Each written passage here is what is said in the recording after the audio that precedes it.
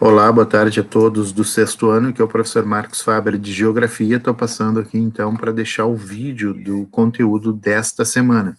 Então, lembrando que nessa semana agora a gente não tem atendimento no Meet, já que é a semana de conselhos de classe, né? Nós retomamos na próxima semana, então, com as atividades, com o atendimento ali no Meet para esclarecer dúvidas e tal. Mas, como eu tenho feito já antes ali da pequena paralisação do fechamento das notas e agora conselho de classe, eu vinha gravando vídeos, né, deixando explicação, retorno então com essa prática a partir de agora, tá? Então, importante, tá? Essa semana, então, não tem atendimento do Meet, esta semana somente a atividade no Classroom, certo? Então, continua tendo aula essa semana, mas devido ao conselho de classe, não terá, então, atendimento no Meet, tá? Então, vamos ao conteúdo de hoje, tá? Eu vou abrir aqui a atividade para poder falar em cima dela, né? Lembrando que na última aula nós vimos ali sobre, sobre o planeta Terra, né? Falando sobre o que era rotação e o que era translação. Então, por exemplo, ó, eu tenho o planeta Terra aqui, ó, a rotação, ó, a Terra fazendo sua rotação, seu giro em torno de si mesmo, tá? Isso tem tudo a ver com o que eu vou falar agora sobre a aula de hoje. O que é, então, o conteúdo da aula de hoje? Sobre as zonas térmicas da Terra. Quando eu falo em térmica, já dá para imaginar que eu estou falando em temperatura, certo? Então, eu vou ler aqui o primeiro parágrafo e tem um desenho ali do planeta Terra, tá? Em virtude da forma esférica, ou seja, arredondada do planeta Terra, os raios solares, eles incidem, eles batem, né? De forma diferente nos diferentes pontos do planeta.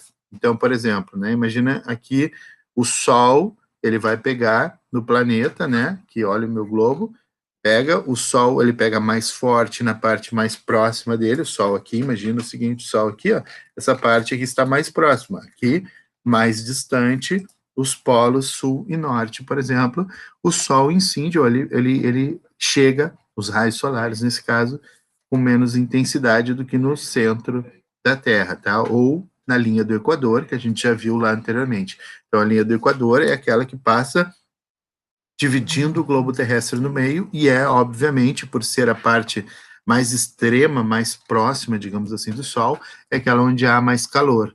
E aí nós temos, que isso tudo que eu estou falando agora, nós já estudamos mais para o início do ano, tá? A linha do Equador, o meridiano de Greenwich, né, e tudo mais. Aqui vamos esquecer um pouquinho o meridiano de Greenwich e vamos nos focar ao que seriam os paralelos, né? Deixar os meridianos de lado e nos focar nos paralelos. Então, os paralelos, eles são estabelecidos para nós entendermos aquelas zonas que são as zonas térmicas da Terra, as zonas mais quentes e mais frias do planeta. Então, a linha do Equador, que é aquela que divide o planeta do meio, está ali no desenho, na ilustração, é a área mais quente do planeta. Por que a linha do Equador? É a linha, ela passa exatamente onde está o país Equador, tá? Então ela tem esse nome. Por exemplo, meridiano de Greenwich, né? Que daí não tem a ver com a aula de hoje, mas por que ele tem esse nome? Porque ele passa exatamente na cidade de Greenwich, na Inglaterra, tá? E a linha do Equador, ela passa pelo país Equador. O Equador, ele fica bem naquele ponto ali, bem aqui assim, ó, se dá para ver meu mouse, tá? Então, dentro, nas partes quentes do planeta, as mais quentes do planeta, ficam entre o Trópico de Câncer, ao norte do Equador, e o Trópico de Capricórnio, ao sul do Equador. Então, são as zonas tropicais que ficam dentro dos trópicos, que são as áreas mais quentes do planeta. Tá? O Rio Grande do Sul, por exemplo, ele fica abaixo do Trópico de Capricórnio. Então, por isso que aqui é mais frio do que é no Nordeste, por exemplo, tá? Então, o Rio Grande do Sul, ele fica numa região chamada subtropical.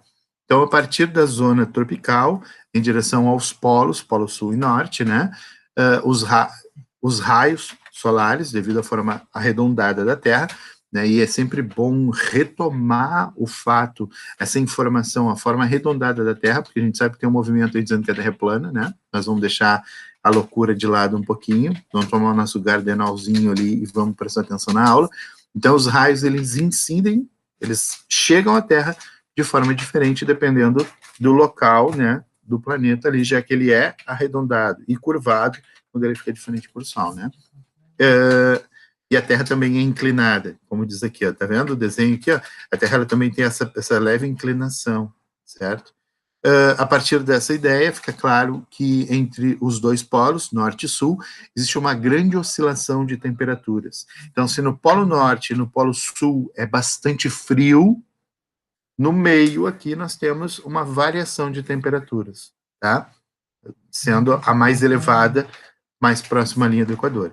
Então, para regionalizar as áreas similares quanto ao recebimento de luz solar, o globo terrestre foi classificado em 5 zonas térmicas. São elas a zona tropical, que é essa tanto a norte quanto a sul, que pega ali a linha, o próximo ao Equador, as zonas temperadas, tanto no norte quanto no sul, e as zonas polares, polo norte, polo sul, tá?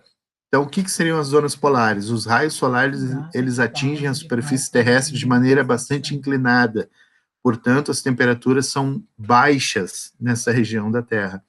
E as zonas temperadas, os raios, eles incidem sobre a superfície relativamente inclinada, né, em relação à tropical.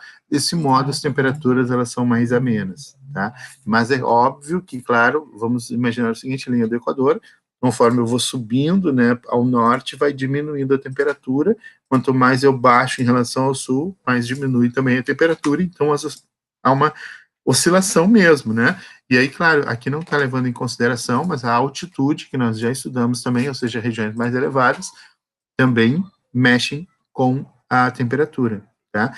Por exemplo, a região da Serra, ela está mais ao norte, mais próximo, digamos assim, apesar de a distância ser pequena, mas ela está mais próxima da linha do Equador do que Porto Alegre. Entretanto, lá é mais frio. Como é que nós explicamos isso? Porque lá é mais alto. E aí, quando nós vimos o texto da altitude, falava exatamente isso, que a altitude ela influencia na temperatura. Quanto mais alta uma região é, mais frio ela é. Quem acompanhou há 2 semanas atrás as notícias ali falando sobre ter nevado em Curitiba, isso, nevou em Curitiba, né, nevou aqui no interior do Rio Grande do Sul, na Serra Gaúcha, nevou na Serra de Santa Catarina, né? Por que isso aconteceu? Porque primeiro que estava frio, a neve também não é só o frio, óbvio, né? A temperatura tem que estar pelo menos 0 grau para baixo, né, para menos, para nevar, e é óbvio que não pode ter umidade, né? A umidade do ar, se tiver umidade, tem chuva, e daí, nesse caso, não vai ter neve, né? Então precisa estar o clima seco também. E Curitiba é uma cidade, apesar de dela estar ali muito mais próxima. Por exemplo, nós estamos, Porto Alegre está a 700 quilômetros de Curitiba, ao sul de Curitiba, tá? Curitiba, ela está mais próxima ela fica no meio do caminho entre o Rio Grande do Sul e o Rio de Janeiro, por exemplo, tá? E lá, muitas vezes, é mais frio. Por quê? Porque lá é mais alto do que Porto Alegre. Porto Alegre está ao nível do mar. Então, quanto mais alto é uma cidade, está localizada a sua altitude, né? Mais frio acaba sendo. Então, a altitude de Curitiba, ela acaba compensando na questão da temperatura em relação a Porto Alegre. Então, também tem isso, tá? E a zona tropical, então, o Brasil é chamado um país tropical, porque praticamente todo o país fica dentro dos trópicos, né? Do Paraná, região sul do Brasil é que fica fora, então Paraná, Rio Grande do Sul e Santa Catarina ficam na parte subtropical, ficam nas zonas temperadas. Então, a zona temperada ela tem uma característica. No tropical é sempre quente, no polar é sempre frio, na zona temperada oscila bastante a temperatura. E a gente sabe, né, quem mora aqui em Cachoeirinha, Porto Alegre, etc., sabe que a temperatura, às vezes, no mesmo dia faz 10 graus e quase 40, né? Tem dias aí que a gente está lá com frio de manhã, eu trabalho de manhã e de tarde, de manhã porque eu trabalhava à noite também, chegava de manhã, eu saía de casa cheio de casaco ali, chegava 10 horas da manhã, já começava a tirar o casaco, chegava meio-dia, eu já estava só de camisa, até suando, muitas vezes, né, num suador ali, almoçava, ia para outra escola, passava de tarde, um calorão de tarde, daí quando eu dava aula à noite ainda, ia para a aula da noite, chegava na escola lá, às vezes estava quente ainda, quando eu saía, estava um frio, eu tinha que botar de novo o casaco, né? Isso quando não chovia à tarde, e aí esfriava de tarde também. Então a gente sabe que as zonas temperadas, o tempero delas ali, às vezes erra a mão, tem sal demais, tem açúcar demais, tem canela demais, então faz frio, faz quente, etc. E a zona tropical não, é sempre quente, lá dificilmente tem inverno, tá? São áreas, então, que recebem luz solar de forma praticamente vertical em sua superfície. O fato produz regiões com temperaturas elevadas, conhecidas como zona tórrida do planeta. Beleza? Então é isso. A aula de hoje é isso. Tem duas questões ali. A primeira, segundo o texto, por que existe diferença de temperatura em nosso planeta? Tá na cara ali, eu falei isso várias vezes. E segundo, explique o motivo das regiões polares serem as mais frias do planeta.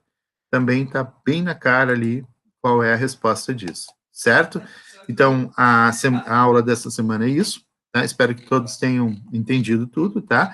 E lembrando, nessa semana, então, não vai ter o atendimento do Meet, beleza? Então, até semana que vem, boa atividade a todos e boa sorte no conselho de classe, principalmente para quem vai precisar. Até semana que vem.